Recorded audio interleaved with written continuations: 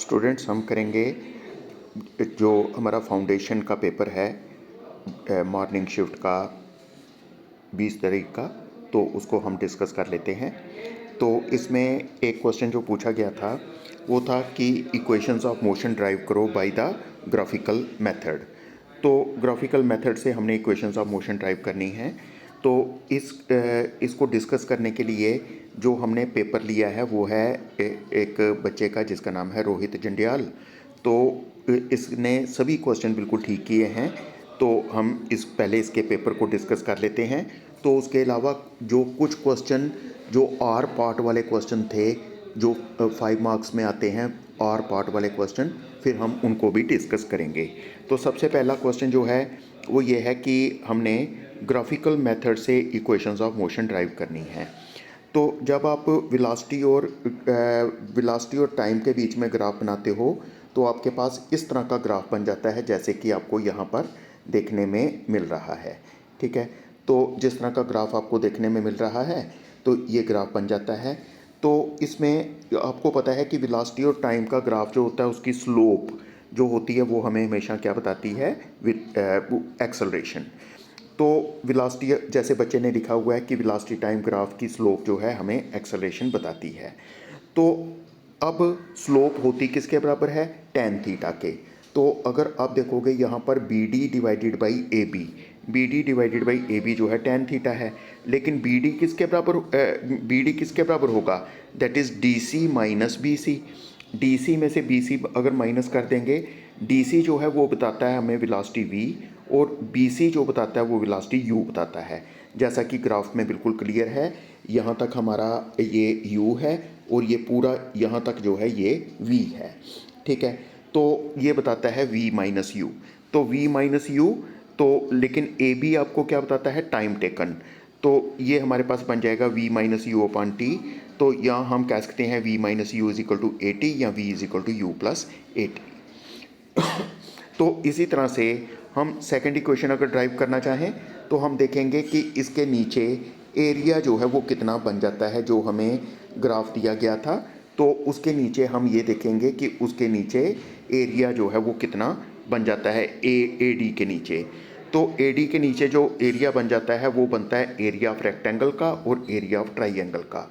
एक ट्राइंगल हमारे पास आ जाती है और एक रेक्टेंगल आ जाती है। रेक्टेंगल है OABC और जो ट्राइंगल है वो है ABD।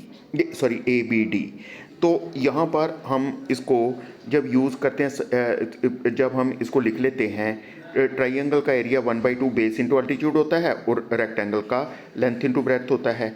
तो सब की वैल्यू को जब सब्सटीट्यूट करके हम इसको कैलकुलेट करते हैं वी गेट, यहाँ पर हमारे पास आ जाता है S is equal to UT plus half AT square. इसी तरह से तीसरी इक्वेशन ड्राइव करने के लिए भी हमें एरिया लेना है।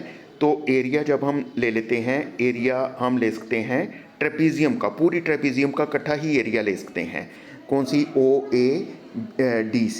OADC ट्रेपीजियम का जब एरिया ले लेंगे तो एरिया जो होता है वो किसके बराबर होता है, 1/2 into sum of parallel sides multiplied by perpendicular distance between the parallel sides. तो इसकी सबकी वैल्यू जब हम इसमें सब्सटीट्यूट करते हैं और इसको सिंप्लीफाई करते हैं, तो जैसे आप लोगों को पता है कि जो एरिया होता है वेलोसिटी टाइम ग्राफ के नीचे, area under velocity time graph always gives us the distance. तो S आ जाएगा V square minus U square upon 2A, या 2A को दूसरी साइड ले जाएंगे तो V square minus U square is equal to 2AS। तो इस तरह से ये हमारे पास वैल्यू बन जाती है। तो उसके बाद हमने क्या करना है कि एक क्वेश्चन नंबर 30 को डिस्कस कर लेते हैं। इसमें बच्चे ने जो किया है बिल्कुल ठीक क्वेश्चन किया हुआ है। एक हमने एक्सेस प्रेशर निकालना है लिक्विड ड्रॉप के अंदर और एक हमने एक्सेस प्रेशर निकालना है सोप बबल के अंदर। तो जैसे आप लोगों को यहाँ पर दिखाया गया है कि लिक्विड का ड्रॉप जो है उसका रेडियस है R के बराबर। तो R जो है, तो क्योंकि ये स्फेरिकल शेप का है, तो स्फेरिकल शेप का होने की वजह से क्या होता है कि इसके अंदर का प्रेशर ज़्यादा है, बाहर का प्रेशर कम है। जिस तरह से कोई बैलून होता है उसमें हवा भरी जाए तो वो स्फेरिकल शेप ले लेता है, कर्व्ड शेप ले लेता है, क्योंकि उसके अंदर की एयर का प्रेशर ज़्यादा होता है, बाहर का प्रेशर कम होता है। तो इसके अंदर का प्रेशर ज़्यादा है, बाहर का कम है, तो इसलिए हम कह सकते हैं कि इसके अंदर का मान लीजिए एक्सेस प्रेशर जो है वो P के बराबर है लिक्विड के ड्रॉप का। तो एक्सेस प्रेशर की वजह से लिक्विड का ड्रॉप जो है ये बाहर को एक्सपैंड करने की कोशिश करेगा। तो अगर ये छोटा सा डिस्टेंस ds कवर करता है तो हमें वर्क कितना करना पड़ेगा, फोर्स इनटू डिस्प्लेसमेंट। तो फोर्स किसके बराबर होती है, pressure into area into displacement. तो अब प्रेशर एरिया कितना होगा स्फेरिकल ड्रॉप का, 4 पाई आर स्क्वायर। ये आपको बताइए किसी भी स्फीयर का एरिया 4 पाई आर स्क्वायर होता है, तो इनटू ds। तो इसी तरह से इनिशियल एरिया उसका कितना था, इनिशियल एरिया था 4 पाई आर स्क्वायर जब तक वो एक्सपैंड नहीं हुआ था। तो बाद वाला एरिया कितना हो गया, 4 पाई आर प्लस डी आर का स्क्वायर। तो अब हम जब इसको कैलकुलेट करते हैं तो ये हमारे पास बन जाता है 4 पाई डी आर का स्क्वायर प्लस 8 पाई आर डी आर। तो क्योंकि डी आर बहुत छोटा है, क्योंकि उसकी जो एक्सपेंशन होगी वो बहुत कम होगी, तो जब एक्सपेंशन बहुत कम होती है तो जो छोटी टर्म्स होती हैं अगर उनकी हायर पावर्स हों तो हायर पावर्स को हम नेगलेक्ट कर सकते हैं। तो हम हायर पावर्स को नेगलेक्ट कर देंगे, डी आर स्क्वायर को नेगलेक्ट कर देंगे, तो हमारे पास जो चेंज इन एरिया आया वो आया 8 पाई आर डी आर। ठीक है, तो अब हमारे पास क्या होता है कि जो टेंशन होती है वो किसके बराबर होती है, D W by D delta W by delta A. तो हमारे पास टी किसके बराबर बन जाएगा, that will be equal to हम पहले जो वर्क हमें करना पड़ा था उसको एक्सपैंड करने के लिए उसकी वैल्यू लिख दी, तो डिवाइडेड बाई जितना क्या था एरिया जितना चेंज हुआ वो लिख दिया। तो जब हम इसको कैलकुलेट करते हैं तो हमारे पास आ जाता है P will be equal to 2T divided by R। ठीक है, तो इसी तरह से अगर हम क्या करना चाहेंगे, अगर हम सोप बबल के लिए करना चाहेंगे, सोप बबल के लिए एग्जैक्टली यही क्वेश्चन रिपीट करना होता है, लेकिन सोप बबल में दो सरफेसेस होते हैं, एक एक्सटर्नल सरफेस एक इंटरनल सरफेस। क्योंकि बाहर से भी वो एयर से टच कर रहा है, अंदर से भी एयर से टच कर रहा है, तो दो सरफेस होंगे। तो यहाँ पर सिर्फ जैसे ये लिखा हुआ है 2 टाइम्स, तो 2 टाइम्स इसको कर देना है। तो जैसे पिछली बार आपका 8 आया था अब आ जाएगा 16। तो जब आप इसको कैलकुलेट करोगे you will get the excess pressure equal to 4T divided by R। ठीक है, इसी तरह से हमने नेक्स्ट क्वेश्चन 31 क्वेश्चन करना है। ये क्वेश्चन जो है ये आपको बता रहा है कि सिंपल हार्मोनिक मोशन में आपने डिस्प्लेसमेंट की, वेलोसिटी की और एक्सेलरेशन की एक्सप्रेशंस ड्राइव करनी है। तो इसमें जब आप देखोगे कि आपको पता है जब कोई पार्टिकल सर्कुलर पाथ में चलता है तो उसका जो फुट ऑफ परपेंडिकुलर होता है वो सिंपल हार्मोनिक मोशन में होता है। तो अब यहाँ पर हमने क्या देखा कि यहाँ पर साइन थीटा किसके बराबर होगा, y अपान ए। ए क्या चीज़ है, A is the radius of the circle, या उसको आप एम्पलीट्यूड भी कह सकते हो, क्योंकि जो पार्टिकल है वो ज़्यादा से ज़्यादा कितना दूर तक डिस्प्लेस हो सकता है, वो हो सकता है जितना इस सर्कल का रेडियस है। तो आपके पास बनेगा y is equal to A sine theta, या हम ये हमारे पास y की यानी डिस्प्लेसमेंट की एक्सप्रेशन बन जाती है ए साइन थीटा। थीटा जो होता है that is equal to omega into T. तो ओमेगा इंटू टी के बराबर हो जाता है, तो वो वैल्यू हमारे पास यहाँ पर बन जाती है। ठीक है, तो इसी तरह अगर हम इसको डिफ्रेंशिएट कर लेंगे, जो हमारे पास y आया था इसको अगर हम टाइम के हिसाब से डिफ्रेंशिएट कर लेंगे तो हमारे पास वेलोसिटी आ जाती है। ठीक है, तो जो वेलोसिटी आती है अगर हम उसको टाइम के हिसाब से डिफ्रेंशिएट कर लेंगे तो हमारे पास एक्सेलरेशन आ जाती है। तो ये क्वेश्चन जो है इसमें बिल्कुल ठीक किया गया है। तो acceleration minus omega square Y के बराबर आ जाती है। तो यहाँ पर जो इस बच्चे ने फाई लिखा हुआ है, बीच में प्लस माइनस फाई लिखा हुआ है, तो वो होता है इनिशियल फेज़। इनिशियल फेज़ हो सकता है अगर तो हम किसी चीज़ को हम ये मानते हैं कोई चीज़ स्टार्ट कहाँ से हुई, मीन ज़ीरो से, जब वो बिल्कुल सर्कल के सेंटर पर थी तो तब उसकी मूव करना शुरू हुई, तब हमने टाइम को ज़ीरो लिया। तब तो आपके पास एक्सप्रेशन आ जाएगी A sine omega T, velocity की A cos omega, A omega cos omega T, और एक्सेलरेशन की minus A omega square sine omega T. तो लेकिन जब अगर इनिशियल फेज़ ज़ीरो ना हो, इनिशियल फेज़ की कोई वैल्यू हो फाई हो, तो हर एक में हम प्लस माइनस फाई लिख देते हैं कि फाई जो है वो प्लस भी हो सकता है माइनस भी हो सकता है। अब हम करेंगे क्वेश्चन नंबर 20। इसमें हमसे पूछा गया था कि न्यूटन का फार्मूला और लैप्लेस का फार्मूला। तो न्यूटन ने हमें जो फार्मूला बताया था वो बताया था कि जो वेलोसिटी होती है वो किसके बराबर होती है, that is equal to root of E divided by D. D लिख लो चाहे रो लिख लो, E by D. E is the elasticity and rho is the density. तो लेकिन ये बात जो होती है, ई जो है ये मॉडुलस ऑफ इलास्टिसिटी होता है और रो जो है वो होता है हमारे पास डेंसिटी। तो जैसा इस बच्चे ने इसको प्रूव किया है तो आप इसको प्रूव कर भी सकते हो, लेकिन इस क्वेश्चन में क्योंकि ये छोटा क्वेश्चन पूछा गया था तो इसमें आप चाहे इसको प्रूव ना भी करो, तो आपने ये बताना है कि जो ई होता है, ई अगर हम इसको कैलकुलेट करें तो उसने बताया था कि यहाँ पर ई के बदले आप ये भी लिख सकते हो कि it is the bulk modulus of elasticity. ठीक है, तो it is the bulk modulus of elasticity के। ठीक है, तो न्यूटन ने हमें बताया था कि ये जो बल्क मॉडुलस ऑफ इलास्टिसिटी होता है ये आइसोथर्मल होता है, isothermal bulk modulus of elasticity. तो इसको बड़ी आसानी से ये बात प्रूव की जा सकती है कि जो isothermal bulk modulus of elasticity है के आइसोथर्मल, जो के आइसोथर्मल होता है इसको हम बड़ी आसानी से प्रूव कर सकते हैं that it is equal to P. तो हमारे पास ये बन जाएगा P divided by P by rho, जैसा कि इस बच्चे ने यहाँ पर प्रूव किया हुआ है, आइसोथर्मल प्रोसेस के लिए प्रूव किया है। तो इसी तरह से लेकिन लैप्लेस ने बाद में ये कहा कि जब साउंड जो होती है वो ट्रैवल करती है किसी मीडियम में से, एयर में से, तो उसका टेम्परेचर कांस्टेंट नहीं रहता। तो उसमें कंप्रेशंस के वक्त हीट बनती है, रेयरफैक्शंस के वक्त कूलिंग होती है, तो लेकिन मीडियम का टेम्परेचर कांस्टेंट नहीं रहता। तो उसने ये कहा कि क्योंकि प्रोसेस एडियाबैटिक होती है, उसने कहा वेलोसिटी जो होती है दैट इज़ इक्वल टू के एडियाबैटिक डिवाइडेड बाई रो। तो इसको अगर हम प्रूव करना चाहें, इसको अगर हम प्रूव करें तो ये बड़ी आसानी से प्रूव कर सकते हैं that K adiabatic is equal to gamma P. तो यहाँ पर गामा जो होता है इसको हम लैप्लेस करेक्शन कह देते हैं। तो हमारे पास यहाँ पर गामा जो है ये लैप्लेस करेक्शन हो जाती है। तो बच्चे ने इसको प्रूव भी किया है इसके ऊपर, तो गामा पी बाई रो आ जाता है। तो गामा जो है ये एक नई चीज़ आ गई जो कि न्यूटन ने नहीं बताई थी, लैप्लेस ने बताई, इसलिए इसको लैप्लेस करेक्शन कह दिया जाता है। ठीक है, तो इसको इस बच्चे ने इसको आगे gamma R T by M की फॉर्म में भी लिखा है।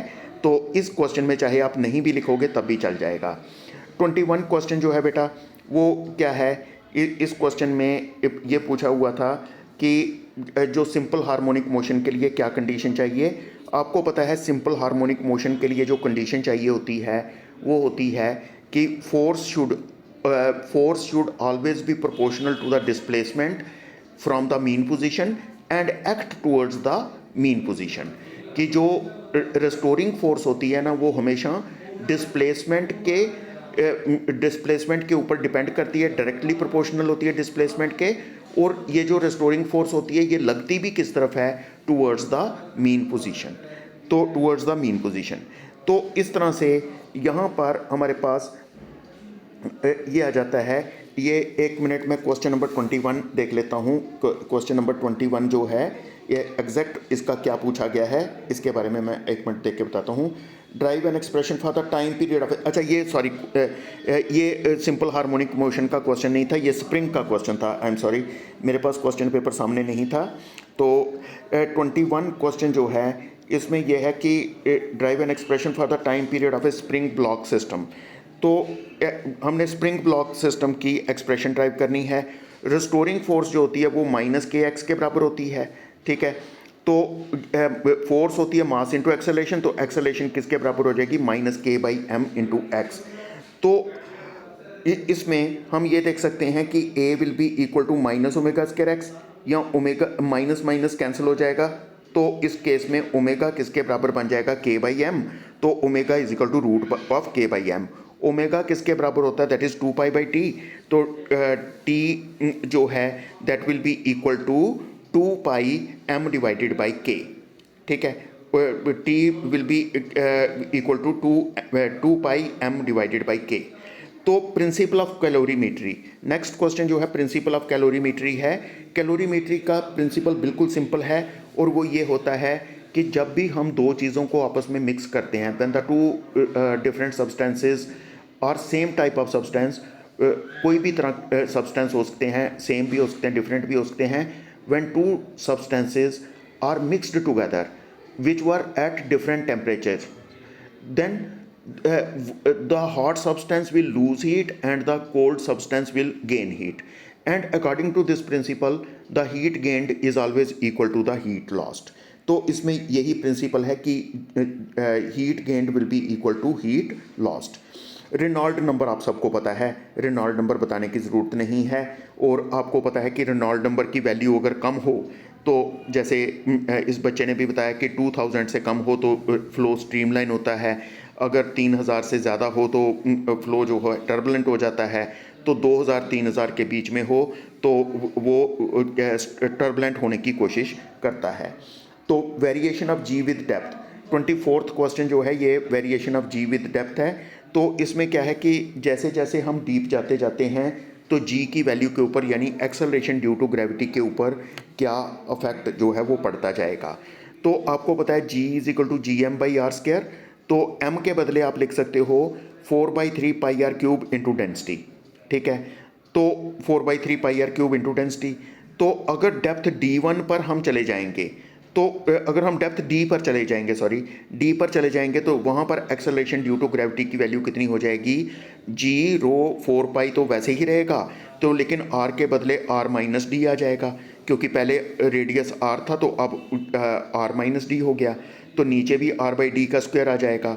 तो अगर हम फर्स्ट को सेकंड से डिवाइड करेंगे, डिवाइड करने के बाद हमारे पास आएगा G dash is equal to G into 1 minus D by R E is the radius of the earth. तो अगर हम इतनी डेप्थ पर चले जाएं कि हम अर्थ के सेंटर पर पहुंच जाएं, तो हम कितनी डेप्थ पर चले गए, हम उतनी डेप्थ पर चले गए जितना अर्थ का रेडियस है, तो आर ई के बराबर, तो डी के बदले भी आर ई लिखेंगे, तो G into 1 minus 1 that will give you 0। तो that means acceleration due to gravity at the centre of the earth will be 0। तो हमें इस एक्सप्रेशन से देखने में मिला कि जैसे जैसे हम डेप्थ में जाते जाते हैं तो वैसे वैसे जी की वैल्यू कम होती जाती है, तो लेकिन जब हम अगर सेंटर ऑफ अर्थ पर पहुंच जाएंगे तो जी की वैल्यू 0 हो जाएगी। नेक्स्ट क्वेश्चन है question 25 which is the terminal velocity.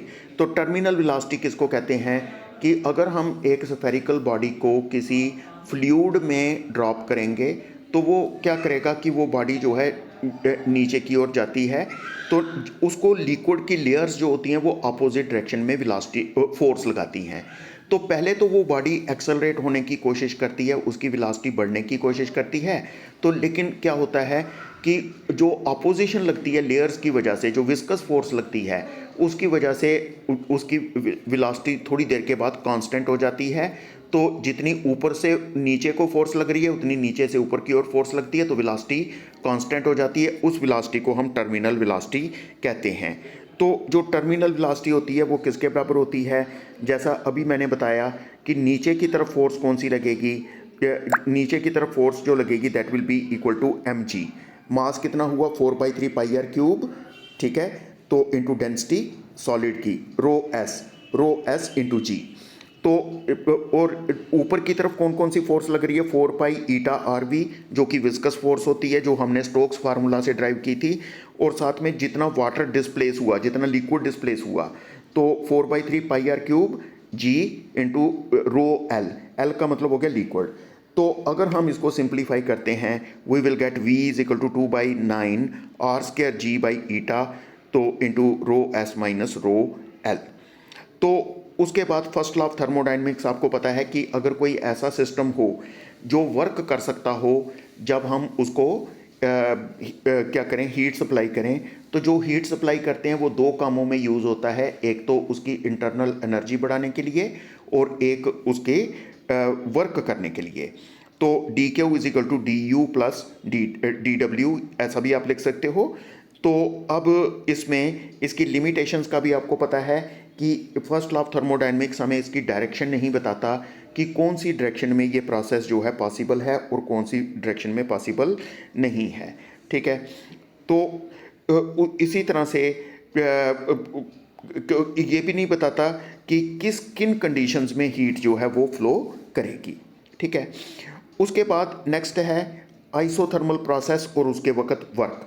Isothermal process आपको पता है कि ऐसी प्रोसेस जिसमें टेम्परेचर कांस्टेंट रहता है वो आइसोथर्मल प्रोसेस होती है। तो वर्क किसके बराबर होता है? अगर आपको पता है कि कोई जब बिल्कुल स्मॉल अमाउंट से कोई गैस एक्सपैंड करती है, डीवी वॉल्यूम से एक्सपैंड करती है, तो वर्क होता है पीडीवी। तो अगर उसकी वॉल्यूम V1 से V2 चेंज हो जाए तो पीडीवी V1 टू V2। तो हम P V is equal to N R T होता है, तो P N R T divided by V. तो पी के बदले हमने N R T by V लिख लिया। एन आर टी कॉन्स्टेंट है, क्यों कांस्टेंट है? क्योंकि n नंबर ऑफ मोल्स है, r जो है वो गैस कांस्टेंट है, t इज़ द टेम्परेचर। क्योंकि ये आइसोथर्मल प्रोसेस है इसलिए ये कांस्टेंट है, तो टेम्परेचर कांस्टेंट है। तो 1/v dv के इंटीग्रेशन हो जाएगी log ऑफ v। तो जब हमने इसको लिखा upper limit minus lower limit put करते हैं तो ये आपके पास एक्सप्रेशन आ जाती है। उसके बाद 28th क्वेश्चन जो है ये पूछता है वेवलेंथ, फ्रीक्वेंसी, और एक वेवलेंथ पूछा हुआ है, एक हमसे फ्रीक्वेंसी पूछा हुआ है और एक एम्पलीट्यूड पूछा है। तो वेवलेंथ क्या होती है? Distance between two consecutive crests और troughs is called as wavelength, और इसका यूनिट मीटर होता है। Frequency is the number of waves produced per second. तो ये फ्रीक्वेंसी जो होता है ये टाइम पीरियड का रेसिप्रोकल होता है। एम्पलीट्यूड जो होता है वो maximum displacement on either side of the mean position, उसको हम एम्पलीट्यूड जो है वो कह देते हैं। उसके बाद हमसे पूछा गया था नेक्स्ट क्वेश्चन, जो क्वेश्चन 11 है, प्रेशर की डायमेंशंस बताओ। तो आपको फोर्स की पता है, pressure is equal to force divided by area. तो फोर्स की डायमेंशन लिखी और फोर्स की लिखी और एरिया की लिखी, तो हमारे पास बना m(l-1 t-2)। अगर प्लैंक्स कांस्टेंट की करनी हो तो प्लैंक्स कांस्टेंट की पता है आपको, E is equal to H nu. तो h को एक साइड पर रखो, E बाई न्यू। E की होती हैं m(1)l(2) t-2 और न्यू की होती हैं t-1। इसको जब कैलकुलेट किया तो m(l2) t-1। तो हमसे पूछा गया था 1 न्यूटन कितने डाइन के बराबर होता है। तो इसके लिए आपको पता है कि जो numerical factor into unit is equal to numerical factor into unit, हम इसमें ये फार्मूला यूज़ करते हैं। जैसा आपको पता है n2 is equal to n1 m1 by m2 raise to power a, l1 by l2 raise to power b and t1 by t2 raise to power c। ठीक है, तो इसमें a b c आपको पता ही है, क्योंकि ये क्या चीज़ है, ये हमारे पास दिया हुआ था न्यूटन फोर्स थी। तो फोर्स A के बदले हम लिख सकते हैं यहाँ पर, A के बदले हम लिख सकते हैं कितना, 1, B के बदले 1 और C के बदले -2। तो इसमें हमने जो सिस्टम हमें दिया गया होता है, कौन सा सिस्टम हमें दिया गया है? न्यूटन SI सिस्टम है, उसमें मास होगा किलोग्राम में, लेंथ मीटर में और टाइम सेकंड में। वो हो गया m1 l1 t1। तो जिसमें हमने कन्वर्ट करना है वो है डाइन्स, वो हो गया CGS सिस्टम, उसमें मास ग्राम में, लेंथ सेंटीमीटर में और टाइम सेकंड में। तो जब हम इसको कैलकुलेट करते हैं वी विल गेट 10⁵ डाइन। तो लिमिटेशंस ऑफ डायमेंशनल एनालिसिस आपको पता ही है कि डायमेंशनल एनालिसिस हमें कांस्टेंट के बारे में नहीं बताता। ठीक है, तो कांस्टेंट के बारे में नहीं बताता, तो हमेशा हमें पावर फंक्शन ही लेना पड़ता है। कभी हम अगर कोई चीज़ ट्रिग्नोमेट्रिक फंक्शन पर या किसी और फंक्शन पर डिपेंड करे तो वो हम कैलकुलेट नहीं कर सकते। ठीक है, तो इसमें हम क्या कर सकते हैं कि इसमें हमेशा आपस में प्रोडक्ट ही होना चाहिए, प्रोडक्ट होना चाहिए। यानी ये जितने भी एक टर्म जो है जब दूसरों के ऊपर डिपेंड करती है तो दूसरों के प्रोडक्ट पर ही डिपेंड करनी चाहिए, प्लस या माइनस होगा तब फार्मूला ड्राइव नहीं हो सकता है। तो इसी तरह से हमें क्या करना पड़ता है कि इसमें जब हम तीनों की, इसमें मास, लेंथ और टाइम की जब पावर्स को इक्वेट करते हैं तो हमारे पास 3 इक्वेशनें बनती हैं। तो 3 इक्वेशनों में से 3 वेरिएबल निकाले जा सकते हैं। तो अगर कोई चीज़ ज़्यादा चीज़ों पर डिपेंड करती है, 3 से ज़्यादा पर डिपेंड करती है, तो डायमेंशनल एनालिसिस का हम यूज़ नहीं कर सकते। तो वेलोसिटी टाइम ग्राफ बनाना था यूनिफॉर्म एक्सेलरेशन के लिए, ये बिल्कुल सही बनाया हुआ है। ये स्ट्रेट लाइन बनता है क्योंकि because equal changes in velocity in equal intervals of time. तो आपको जब क्रॉस प्रोडक्ट करना हो तो आप क्या करते हो, आई जे के लिख लेते हो। तो आई जे के जब लिखोगे तो पहले ए के साथ जो जो कोफिशेंट हैं, जैसे 1 -2 3, और बी के साथ जो है 4 +3 और +2, तो पहले आई लिखते हो। आई वाले कॉलम को छोड़ देते हो, तो जे के -2 इंटू टू बन गया -4। तो फिर 3 और 3 को मल्टीप्लाई किया, 9 बना, तो -9 कर दिया। तो फिर जे को हमेशा माइनस लेना होता है, जे वाली कॉलम को छोड़ देना। 1 इंटू 2 किया, 2 बन गया। तो 3 इंटू 4 किया, 12 बन गया, तो -12। तो के को प्लस लेना होता है। तो अब आपने 3 इंटू 1 किया 3, तो 4 इंटू -2 किया -8, तो लेकिन -8 + 8 हो जाएगा, तो ये हमारे पास वैल्यू बन जाएगी। एंगल ऑफ रिपोज क्या होता है? एंगल ऑफ रिपोज होता है कि एंगल जब कोई इंक्लाइंड प्लेन के ऊपर हम किसी बॉडी को रखें तो उसका एंगल ऑफ इंक्लिनेशन धीरे धीरे बढ़ाते जाएं। एक टाइम ऐसा आएगा कि एंगल ऑफ इंक्लिनेशन जो है, एंगल ऑफ इंक्लिनेशन इतना हो जाएगा कि बॉडी नीचे स्लाइड करना शुरू कर देगी। ठीक है, तो उस वक्त हम बोल देते हैं कि जो हमारा एंगल ऑफ इंक्लिनेशन है, that is the angle of repose. The angle of inclination at which a body just begins to slide down an inclined plane is called as angle of repose. तो जब आप इसके क्या करोगे, इसके wait के आप दो कंपोनेंट्स बना लोगे, mg cos थीटा और mg sin थीटा। तो आपको देखने में मिलेगा mg cos theta normal reaction को बैलेंस करेगा, और जब बॉडी बिल्कुल बस चलने ही लगती है तो जो नीचे की तरफ फोर्स है, यानी जो mg sin थीटा है, वो फ्रिक्शन को इक्वेट करता है। तो जब आप इसको डिवाइड करोगे you will get mu is equal to tan theta. उसके बाद आइसोथर्मल एडियाबैटिक प्रोसेसेस आपको पता है, इसको ज़्यादा डिस्कस करने की ज़रूरत नहीं है, क्योंकि आइसोथर्मल वो प्रोसेस होती है जिसमें टेम्परेचर कांस्टेंट रहता है, एडियाबैटिक वो होती है जिसमें टेम्परेचर कांस्टेंट नहीं रहता है। तो इसमें इंटरनल एनर्जी में चेंज नहीं होती, तो उसमें इंटरनल एनर्जी में चेंज हो जाती है, ये आप लोगों को पता है। तो उसके बाद नेक्स्ट है क्वेश्चन नंबर 18। क्वेश्चन नंबर 18 क्या क्या है, मैं एक मिनट देख के बताता हूँ आपको।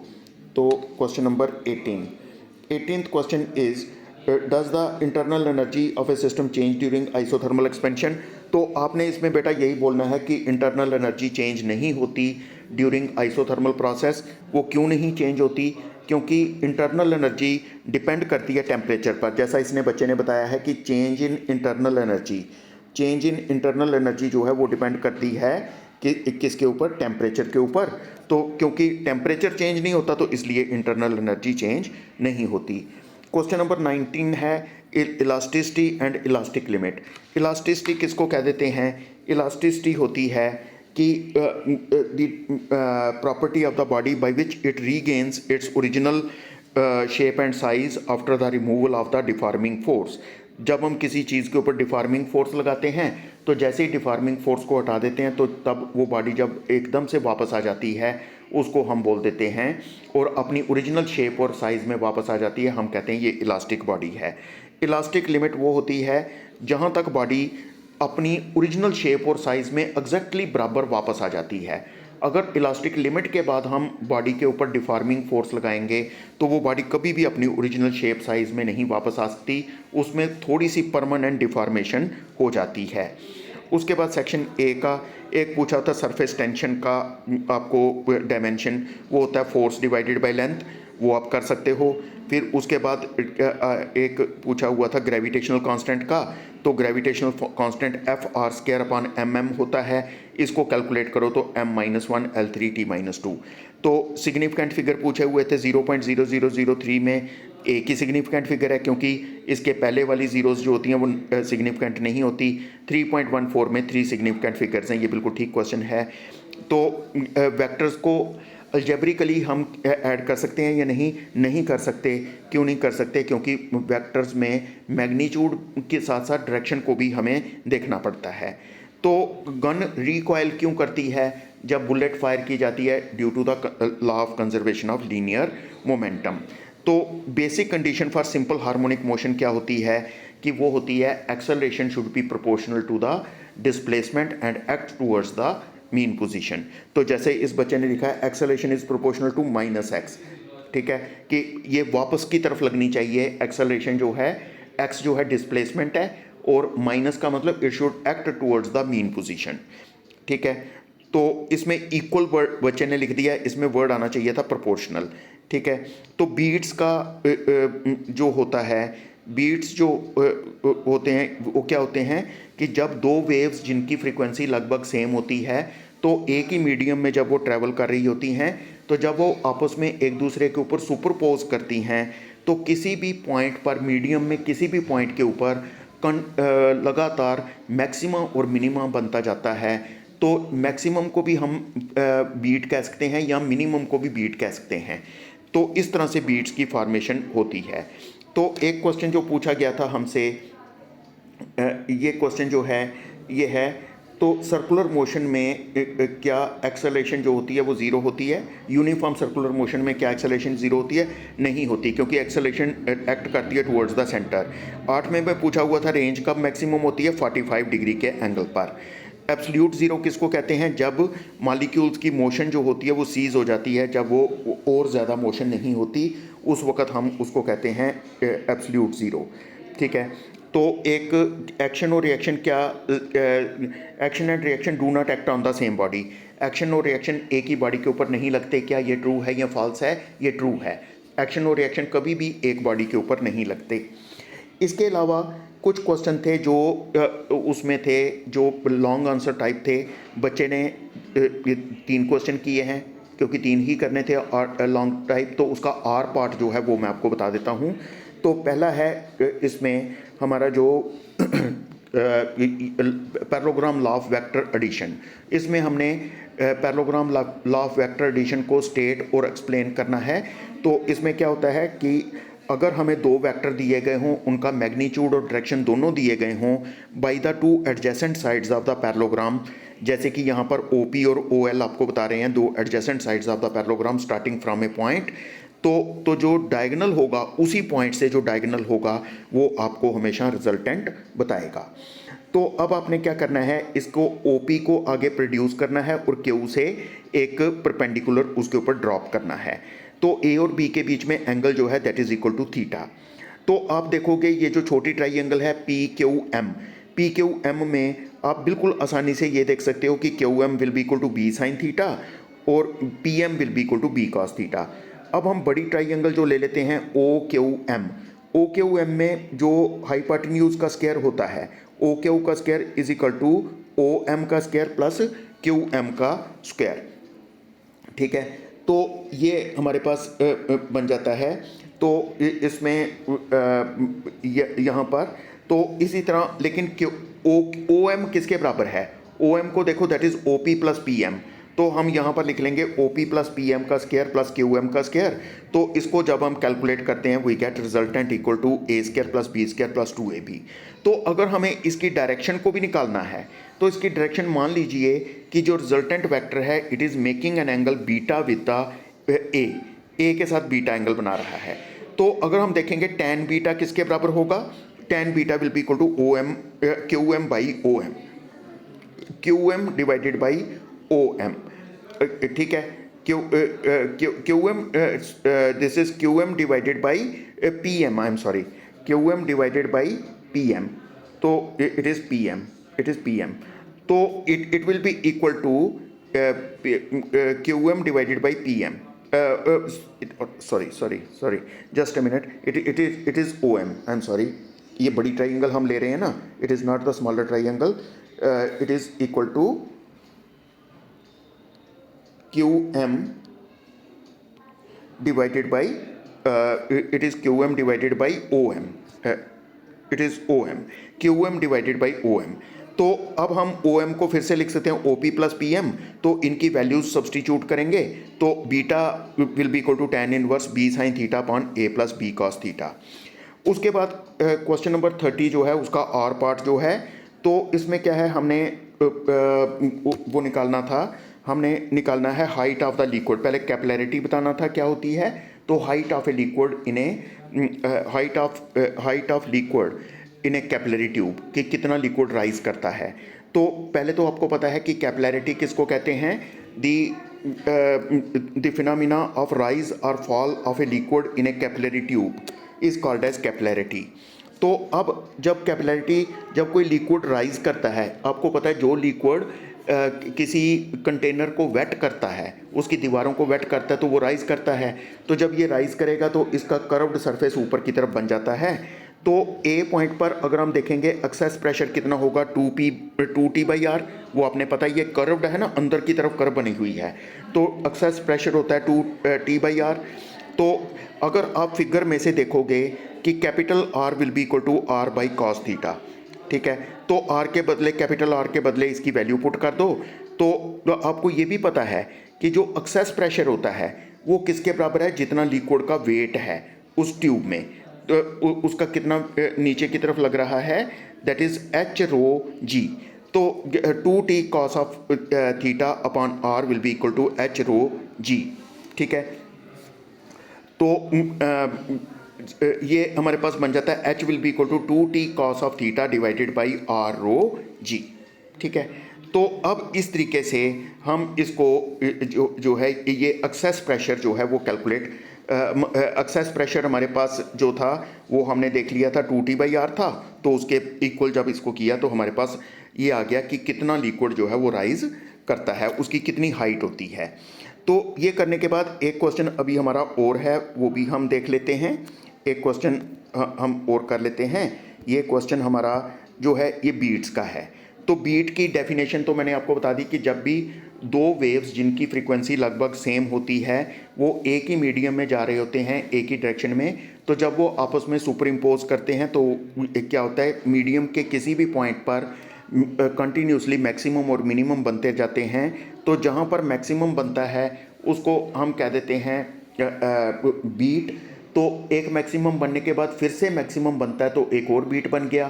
तो दो बीट्स के बीच में जो टाइम लगता है उसको कहते हैं बीट पीरियड। तो जो नंबर ऑफ बीट्स प्रोड्यूस होते हैं पर second, that is called as the beat frequency, उसको बीट फ्रीक्वेंसी कह देते हैं, ठीक है। तो जिस तरह से हमने मैक्सिमम को बीट माना, इसी तरह मिनिमम को भी कह सकते हो बीट। पहले एक मिनिमम बना, वो बना बीट, तो उसके बाद फिर थोड़ी देर के बाद फिर एक मिनिमम बना, उसको भी कह सकते हैं बीट। तो दो बीट्स के बीच में जो टाइम लगेगा वो होगा बीट पीरियड।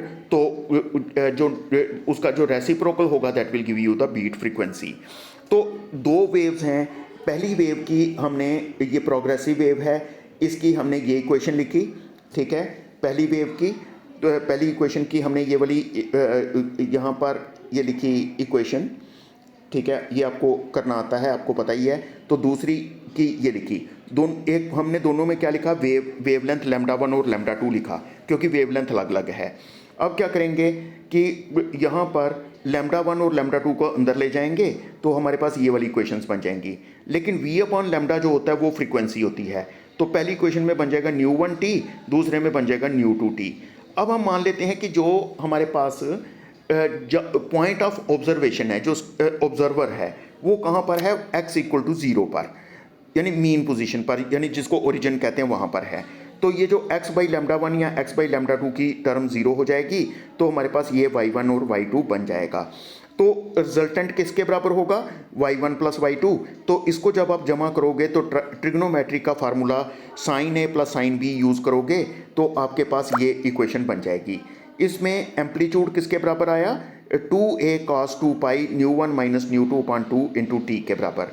तो ये मैक्सिमम कब होगा, लेकिन आपको पता है मैक्सिमम कब होता है, मैक्सिमम कब होता है, जब ये कॉस वाली टर्म जो है ये मैक्सिमम होगी, cos 2π ν1 - ν2/2 × t = ±1। लेकिन किस चीज़ का कॉस +-1 होता है, n π का। n की वैल्यू होती है 0, 1, 2, 3, 4, 5, कुछ भी वैल्यू हो सकती है। तो ν1 - ν2 × t = n, ठीक है। तो यहाँ t = n/ν1 - ν2। तो मैक्सिमम के लिए क्या होगा, मैक्सिमम हमें कब कब मिलेगा, अगर मैं n को 0 पुट कर दूं तो बनेगा 0, अगर मैं n को 1 पुट कर दूं तो 1/ν1 - ν2, अगर मैं n को 2 पुट कर दूं तो 2/ν1 - ν2। इस तरह से बनते जाएंगे। तो कोई भी दो कंसेक्यूटिव को आपस में माइनस करो, सेकंड में से फर्स्ट निकाल दो या थर्ड में से फर्स्ट निकाल दो, कोई भी निकालोगे तो आपके पास बनेगा 1/ν1 माइनस ν2, यानी जो बीट पीरियड बनेगा वो बनेगा 1/ν1 माइनस ν2। तो उसका रेसिप्रोकल जो होता है that is the beat frequency. तो आपके पास बीट फ्रीक्वेंसी जो है वो ν1 माइनस ν2 के बराबर बन जाएगी।